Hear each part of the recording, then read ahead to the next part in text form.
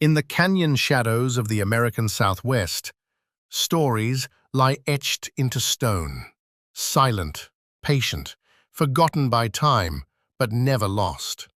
High on the cliff walls, ancient dwellings cling to rock like memories.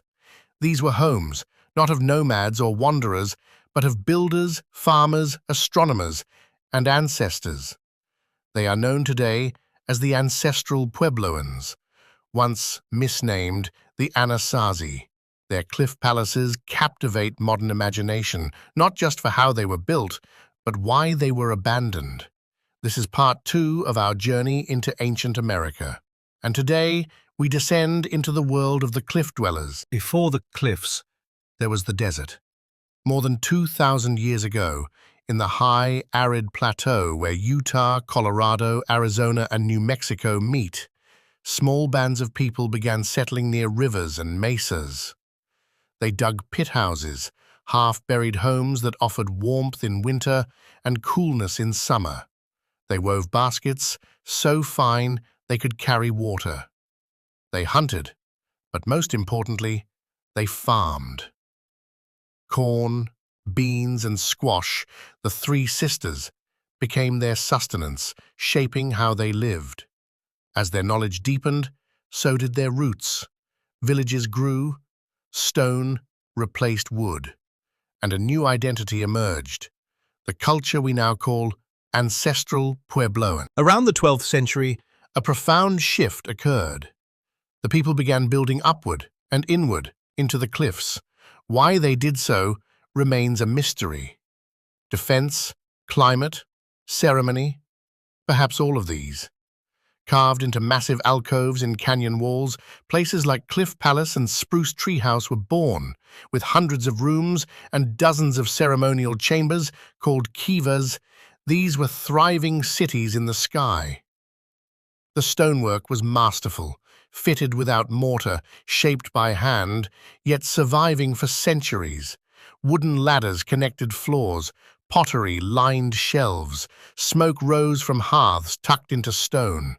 These were not temporary shelters, they were permanent communities, sustained by innovation, united by belief. So what was daily life like?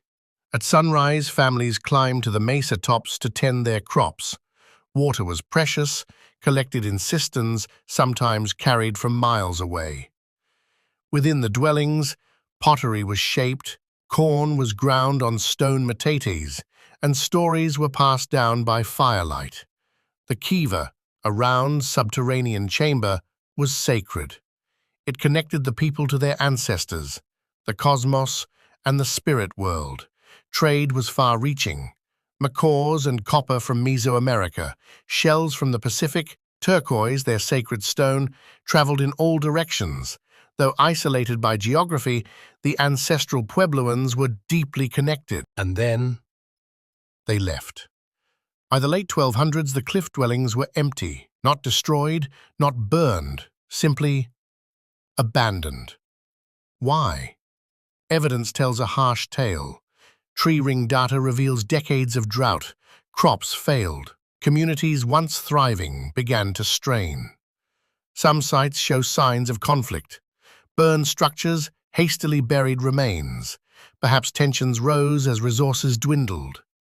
Perhaps spiritual signs warned them to move on. But they didn't vanish. They migrated south and east, merging into new pueblos where their descendants still live today.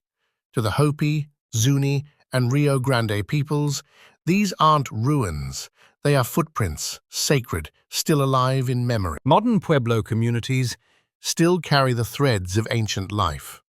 Ceremonies echo those once held in cliffside kivas. Pottery styles continue. Stories endure. Many speak of migration, a journey instructed by the spirits meant to shape not just history, but destiny. Today, archaeologists and indigenous voices work together, not just to uncover stones, but to honor stories. The legacy of the ancestral Puebloans is not disappearance. It is transformation, a culture that adapted, moved, and survived. The cliffs still whisper, if you listen. To stand before them is to feel something timeless, a presence left not in words, but in stone. In the silence of the canyons, the past is not gone. It waits. It remembers. It teaches. This was Untold Journeys of Ancient America, Part 2.